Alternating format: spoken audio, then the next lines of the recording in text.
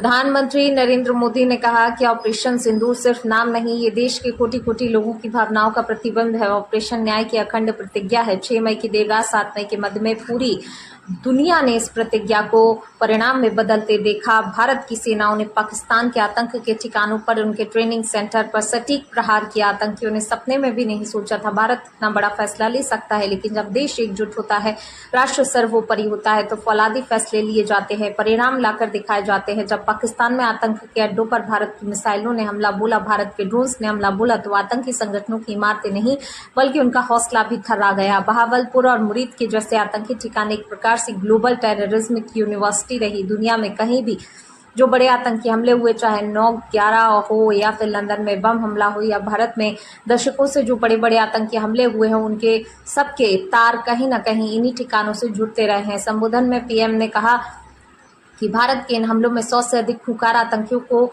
मौत के घाट उतारा गया। आतंक के बहुत सारे आका बीते 2.5-3 दशकों से खुलेआम पाकिस्तान में घूम रहे थे, जो भारत के खिलाफ साजिशें कर रहे थे, उन्हें भारत ने एक झटके में खत्म कर दिया। भारत की इस कार्रवाई से पाकिस्तान घोर निराशा में घिर गया था, बौखला गया था, और इसी बौखलाहट में उसने एक और दुस्साहस किया। आतंक पर भारत की कार्रवाई पर साथ देने के बजाय पाकिस्तान ने भारत पर ही हमला करना शुरू कर दिया। पाकिस्तान ने हमारे स्कूल, कॉलेज, गुरुद्वारों, मंदिरों, सामान्य नागरिकों के घरों को निशाना बनाया। पाकिस्तान ने सैन्य ठिकानों को भी निशाना बनाया, लेकिन इसमें भी पाकिस्तान खुद बेनकाब हो गया। दुनिया ने देखा कि कैसे पाकिस्तान के ड्रोन्स, पाकिस्तान की मिसाइलें भारत के सामने तिनके की तरह बिखर गए। भारत के सशक्त एयर डिफेंस सिस्टम ने उन्हें आसमान में ही नष्ट कर दिया। पाकिस्तान की तैयारी सीमा पर युद्ध की थी, लेकिन भारत ने पाकिस्तान के सीने पर वार किया। पीएम ने आगे कहा, भारत के ड्रोन्स ने सटीकता के साथ हमला किया, पाकिस्तानी सेना के एयरबेस को नुकसान पहुंचाया। भारत ने पहले 3 दिनों में ही पाकिस्तान को इतना तबाह कर दिया जिसका उसका अंदाजा भी नहीं था। इसलिए भारत की आक्रामक कार्रवाई के बाद पाकिस्तान बचने के रास्ते खोजने लगा। पीएम ने कहा कि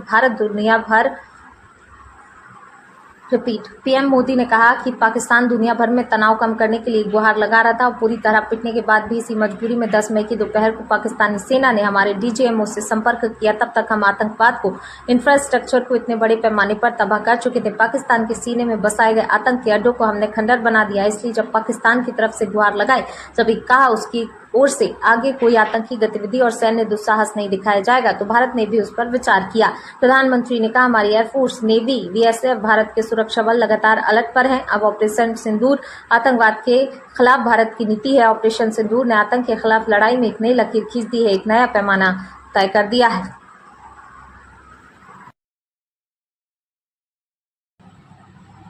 पहलगाम आतंकी हमले में मारे गए 26 निर्दोष पर्यटकों को आदरांजलि के साथ केंद्र सरकार की विफल रही सुरक्षा को लेकर आम आदमी पार्टी के राज्यसभा सांसद संजय सिंह की प्रेस कॉन्फ्रेंस।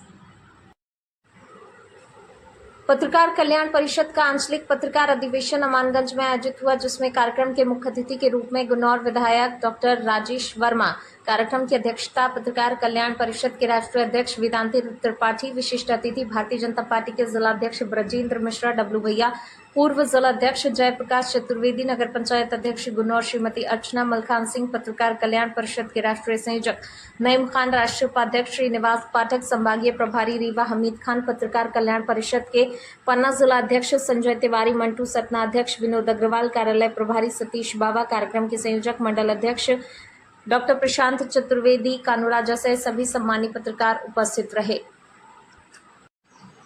खबर मध्य प्रदेश के हरदा से है, जहां पर छिपावर थाना पुलिस टीम ने महत्वपूर्ण कार्रवाई करते हुए अवैध मादक पदार्थ की तस्करी में लिप्त 3 आरोपियों को गिरफ्तार किया। आरोपियों के पास से अफीम 502 ग्राम, जिसकी अनुमानित कीमत 5 लाख है, एमडी 59 ग्राम, जिसकी कीमत लगभग 5,90,000। इसके साथ अवैध मादक पदार्थ कच्चा माल 183 ग्राम, जिसकी कीमत लगभग 18,000 रुपए बताई गई है। इसके साथ ही आरोपियों के पास से 4 मोबाइल फोन, एक ब्रज कार्ड समेत नगद 1,15,750 रुपए जब्त किए। इस प्रकार कुल जब्त की गई संपत्ति का अनुमानित मूल्य 22,54,750 है। बता दें, पुलिस अधीक्षक अभिनव चौकसे और अतिरिक्त पुलिस अधीक्षक हरदा के कुशल निर्देशन और एसडीओपी खिड़किया के मार्गदर्शन में थाना प्रभारी आरपी कवरेती के नेतृत्व में छिपावर पुलिस ने बड़ी सफलता हासिल की है। पुलिस अधीक्षक अभिनव चौकसे ने मीडिया को बताया, पुलिस को मुखबिर से मिली सूचना के आधार पर छिपावर पुलिस ने भिरंगी रेलवे गेट के आगे, हरदा रोड पर पटेल ढाबे के पास, नहर किनारे, रेलवे लाइन की ओर जाने वाले कच्चे रास्ते पर घेराबंदी की। इस दौरान छिपावर पुलिस ने 3 आरोपियों को धर दबोचा।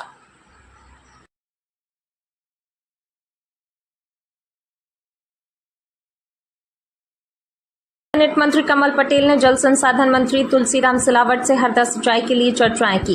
प्रधानमंत्री नरेंद्र मोदी का सपना था कि किसान की आय दोगुनी हो, वह 3 और 4 गुना हो गई। मध्य प्रदेश की भाजपा सरकार एवं पूर्व मुख्यमंत्री शिवराज सिंह चौहान सहित मुख्यमंत्री डॉक्टर मोहन यादव और आप जल संसाधन मंत्री तुलसी सिलावट हरदा जिला मध्य प्रदेश का पहला जिला है जो 100% सिंचित हो गया। अब तवा नहर, मोरन गंजाल और शहीद इलाप सिंह सिंचाई परियोजना लिफ्ट इरिगेशन से सिंचाई होगी। नहर खोदते हैं तो छोटे किसानों की जमीन भी जाती है। अब नहर नहीं खुदवाना है, अब उनको पाइपलाइन से पानी देना है और वह स्वीकृत हो गया है। लेकिन जो नहीं खुदी हुई है और जो गांव तेल क्षेत्र में है उन गांवों में पानी नहीं पहुंचता है, उसके लिए बहुत आंदोलन भी करना पड़ता है। फसलें सूख जाती हैं, नुकसान होता है। जहां पानी नहीं पहुंचता उससे आउट कमांड घोषित कर दो। श्री कमल पटेल ने अधिकारियों के साथ हरदा में बैठकर निर्णय लिया और उसमें आपका आशीर्वाद मिल गया। आप और अधिकारियों को एक निर्देश दे दें जो हमने प्रस्ताव दिया। हंडिया से हरदा रोड और हरदा से रेलवे लाइन फिट किया।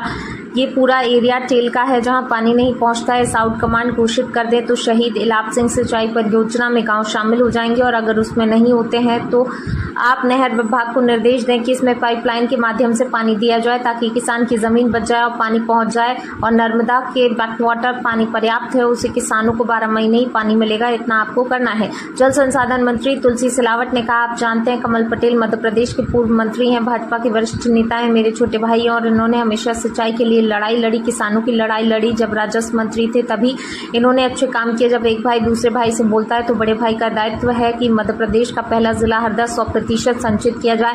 हरदा जिला संचित होने में पूर्व मंत्री कमल पटेल की बड़ी भूमिका रही है। उस समय मैं भी सिंचाई मंत्री था और हरदा का प्रभारी मंत्री था।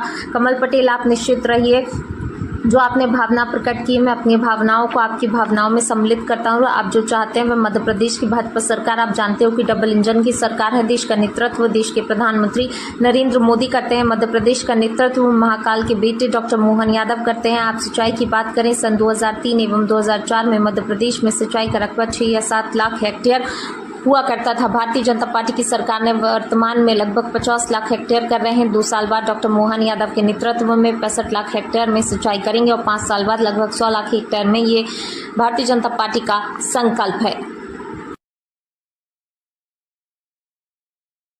सोमवार प्रातः विधायक एवं पूर्व कैबिनेट मंत्री श्रीमती अर्चना चिटनीस एवं महापौर माधुरी अतुल पटेल ने शहरी क्षेत्र में कायाकल्प योजना अंतर्गत निर्माणाधीन सड़कों का निरीक्षण किया।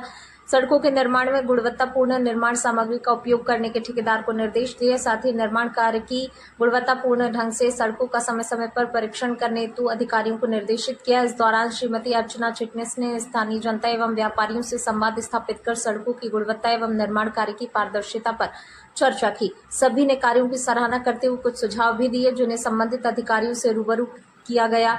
मार्गों के निर्माण कार्य करने पर क्षेत्रवासियों ने अर्चना चिटनीस, महापौर माधुरी पटेल का आभार व्यक्त करते हुए धन्यवाद दिया।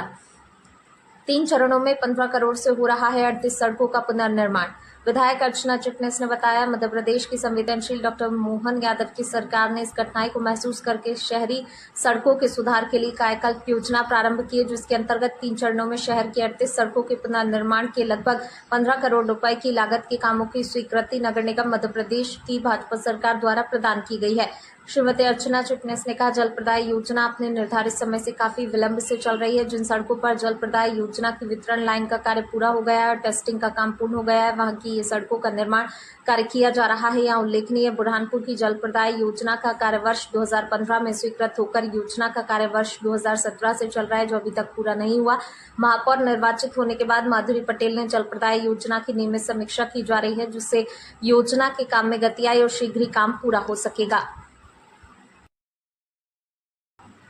विधायक डॉक्टर रामकिशोर दूब ने अपने क्षेत्रीय भ्रमण के दौरान ग्राम डेडगांव, चारुवा और सोनपुरा पहुंचकर ग्रामीण जनों से मुलाकात कर उनकी समस्याएं जानी और तत्काल संबंधित विभागीय अधिकारियों से दूरभाष पर चर्चा कर ग्रामीण जनों की समस्याओं का निराकरण करने हेतु निर्देशित किया। इसके बाद हरदा विधायक डॉक्टर दूब ने एवं जनपद अध्यक्ष रानू पटेल द्वारा समस्त कांग्रेस जनों के साथ मिलकर जनपद निधि की 16 लाख रुपए की राशि से स्वीकृत विकास कार्यों, ग्राम डेडगांव में रपटा निर्माण, ग्राम चारुवा में सामुदायिक हाल निर्माण एवं ग्राम सोनपुरा में आंगनबाड़ी भवन निर्माण का भूमि पूजन किया गया। ग्राम को मिली सौगातों के लिए ग्रामवासियों द्वारा हरदा विधायक डॉक्टर दूब ने और जनपद अध्यक्ष रानू पटेल का शॉल श्रीफल भेंट कर भव्य स्वागत किया गया। इस अवसर पर विधायक प्रतिनिधि दशरथ पटेल, सरपंच प्रतिनिधि राकेश पुनासे, संतोष गंगराड़े, कमलेश मुकाती, गोविंद मुकाती, चारोवत सरपंच माखन सोलंकी, दीपक सोनी, प्रथमेश जैन, जनपद सदस्य राहुल धारे, बस्कर बाई, कुंवर सिंह, बलदार खान एवं पेकू सारण सहित समस्त ग्रामवासी उपस्थित थे।